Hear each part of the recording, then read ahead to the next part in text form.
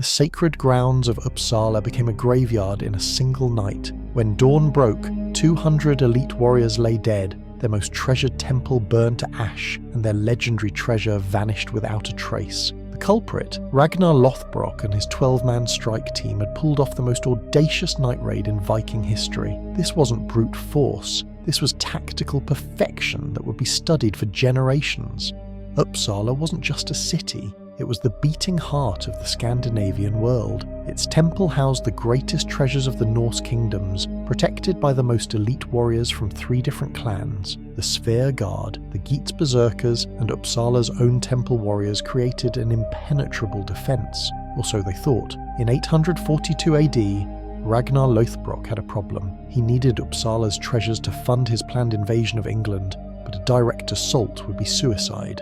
Even with his full army, the casualties would be catastrophic. So Ragnar decided to do something unprecedented: infiltrate Uppsala with just 12 men and take everything through stealth and tactical brilliance. What happened that night redefined Viking warfare forever. Ragnar proved that sometimes the greatest victories come not from strength, but from intelligence. Not from armies, but from perfect planning. This is the story of how 13 men outsmarted 200 elite warriors and changed the course of Viking history. Uppsala's security was legendary. 3 rings of guards protected the temple complex. The outer perimeter had Sphere clan warriors, disciplined fighters who never slept on duty. The middle ring consisted of Geats berserkers, savage warriors who could smell danger from miles away. The inner sanctum was guarded by Uppsala's temple warriors, mystic fighters trained in both combat and supernatural detection. Each ring had rotating patrols, overlapping watch zones, and signal systems that could alert the entire complex within seconds. Military experts considered Uppsala impregnable. Ragnar saw it as a puzzle to be solved. The chosen 12. Ragnar didn't choose his strongest warriors for this mission. He chose his smartest. Each man was selected for specific skills that would be crucial for the infiltration. Floki the boat builder, expert in stealth movement and silent kills. Thorstein, master archer who could kill silently from impossible distances. Arna, lockpick specialist who could open any door or chest. Eric, fire specialist for creating diversions and chaos. The team spent weeks training for this single night. They practiced moving in absolute silence, memorized Uppsala's layout, and developed hand signals for wordless communication. Most importantly, they trained to think like Ragnar, to see opportunities where others saw only obstacles. 3 months of preparation. Ragnar's preparation was meticulous. He sent spies disguised as merchants, pilgrims, and travelling craftsmen to Uppsala. Each spy mapped different aspects of the defences: guard rotations, weak points in the walls, internal layout of the temple, and most crucially, the exact location of the treasure vaults. They discovered that Uppsala's greatest strength was also its weakness. The guards were so confident in their defences that they followed predictable patterns. Every night, the same routes, the same timing, the same blind spots. Ragnar studied these patterns until he could predict every guard's location at any given moment. He didn't need to defeat Uppsala's defences, he needed to dance around them. Synchronized chaos. Ragnar's plan was a masterpiece of tactical coordination. The team would split into 4 groups, each with a specific mission that would create maximum chaos while achieving their objectives. Group 1, Ragnar +3, main assault on the treasure vault. Group 2, Floki +2, eliminate key guard posts silently. Group 3, Eric +2, create diversionary fires at strategic points. Group 4, Thorstein +3, provide overwatch and eliminate any threats to the other teams. The beauty of the plan was its redundancy. If any group failed, the others could adapt and complete the mission. And if everything went perfectly, Uppsala would be stripped bare before anyone realised what was happening. The night of the new moon. Ragnar chose the darkest night of the month for maximum concealment. His team approached Uppsala by sea, their longboat painted black and muffled for silent movement. Each warrior wore dark clothing and had charcoal smeared on their faces. Their weapons were wrapped to prevent any sound or reflection. They carried smoke bombs, rope, climbing gear, and most importantly, detailed maps of every building in Uppsala. As they reached the shore, Ragnar gave his final instructions. "We are ghosts tonight. We take everything, kill anyone who discovers us, and leave no trace. Uppsala will wake up to find their gods have abandoned them." a perfect infiltration was about to begin. The first challenge was the Sphere Guard's outer perimeter. These warriors were known for their vigilance and discipline, but Ragnar had studied their patterns for months. At precisely midnight, when the guards switched positions, there was a 12-second window where the northeastern watchtower was unmanned. Floki and his team used this window to scale the walls using specially crafted silent grappling hooks. Once inside, they moved like shadows. Each sphere guard was eliminated in perfect silence. A hand over the mouth, a blade between the ribs, and the body hidden before the next patrol arrived. Within 20 minutes, the outer perimeter was compromised without a single alarm being raised, creating fear and confusion. Eric's diversionary team began their work. They set carefully planned fires at the stables, granary, and servant quarters, areas that would create maximum panic but wouldn't threaten the main temple. But these weren't random fires. Each blaze was designed to draw guards away from specific positions, creating predictable movement patterns that Ragnar's main team could exploit. As the fires spread, shouts of alarm echoed through Uppsala. Guards rushed to contain the blazes, abandoning their posts exactly as Ragnar had predicted. In the chaos, Ragnar's team moved like phantoms through the middle ring of defences, outwitting the savage guards. The Geats berserkers were Uppsala's most dangerous defenders. Unlike the disciplined Sverre, these warriors were unpredictable, savage, and seemed to have supernatural awareness of danger. But Ragnar had prepared for this. Thorstein's team had positioned themselves with perfect overwatch angles. As the berserkers rushed toward the fires, they were eliminated by precise arrow shots from the darkness. The berserkers never saw their killers. One moment they were running toward the chaos, the next they were dropping silently with arrows through their hearts. Their savage strength meant nothing against enemies they couldn't see or reach. Reaching the inner sanctum. With the outer defences neutralised, Ragnar's main team approached the temple itself. The building was a fortress within a fortress. Massive stone walls, reinforced doors, and the most elite guards Uppsala could provide. But Ragnar didn't plan to break down the doors. He planned to walk through them. Arne, the lockpick specialist, had studied the temple's construction for months. He knew about the secret passage used by priests for ceremonial preparations, a narrow tunnel that connected the temple to the sacred grove. While Uppsala's defenders focused on the obvious entrances, Ragnar's team slipped through the forgotten passage like smoke through cracks in stone, heart of enemy territory. Inside the temple, Ragnar's team found themselves in the most dangerous position possible, deep within enemy territory with no easy escape route. The slightest sound would bring dozens of temple warriors down upon them, but this was where Ragnar's planning proved its worth. The team moved with supernatural silence, their soft-soled boots making no sound on the stone floors. They split up to cover more ground. Ragnar headed for the main treasure vault, while his companions secured alternate escape routes and eliminated any guards they encountered. The temple warriors, focused on the external chaos, never suspected that their most sacred spaces had already been breached. The treasure vault lay beneath the temple's main altar, protected by both physical barriers and spiritual wards. According to Uppsala's beliefs, the gods themselves guarded their treasures from thieves. Ragnar approached the hidden entrance with reverence but no fear. He understood that the supernatural protection was mostly psychological, designed to terrify potential thieves into retreat. The physical locks, however, were very real. 3 separate mechanisms protected the vault: a traditional key lock, a combination puzzle, and a pressure-sensitive trigger that would collapse the entrance if opened incorrectly. But Arne had prepared for this moment for months. His fingers worked with surgeon-like precision as he defeated each mechanism in perfect sequence, riches beyond imagination.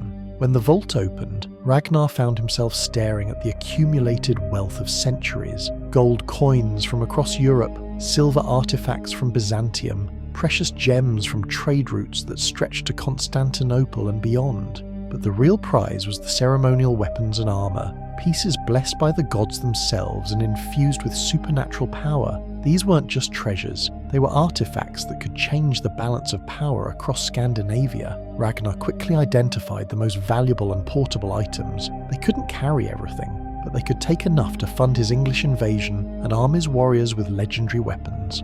Loading the treasures, working with perfect coordination, Ragnar's team loaded their specially designed carrying packs with maximum efficiency. Each item was wrapped to prevent noise, and the weight was distributed to allow for rapid movement during escape. They took Odin's ceremonial spear, Thor's hammer replica, made of actual meteoric iron, Freya's golden torques, and enough gold to equip an army. But as they worked, sounds from above indicated that Uppsala's defenders were beginning to organise their response to the fires. Time was running short. When stealth fails, just as they finished loading the treasures, a temple priest descended to the vault for the midnight blessing ritual. He discovered Ragnar's team with their arms full of sacred artifacts. For a moment, priest and raiders stared at each other in mutual shock. Then the priest opened his mouth to scream an alarm. Ragnar moved faster than thought. His blade silenced the priest before any sound escaped, but the damage was done. Blood had been spilled in the sacred vault, and the spiritual alarms would alert every mystic warrior in Uppsala. Now stealth was impossible. The extraction would have to become a fighting retreat. When the gods fight back, the temple warriors who responded weren't ordinary soldiers. These were priest warriors trained in both combat and supernatural arts. They moved with unnatural speed and seemed to anticipate Ragnar's tactics, but Ragnar had supernatural abilities of his own. In the sacred space of Uppsala, with Odin's spear in his hand, his divine heritage blazed to full power. The combat was brief but brutal. Temple warriors fell to divine-enhanced strikes, while Ragnar's team provided covering fire with blessed arrows taken from the vault. When the dust settled, Uppsala's most elite defenders lay dead, and Ragnar's team was ready to begin their escape with the greatest treasure hoard in Viking history. Vikings! Can you believe the tactical brilliance of this night raid? Tell us in the comments, what was the most impressive part of Ragnar's plan? Share this legendary heist with your fellow warriors. With their stealth blown, Ragnar's team faced the most dangerous part of their mission, escaping Uppsala alive while carrying massive amounts of treasure. The temple's alarm bells echoed across the complex, and hundreds of warriors were converging on their position.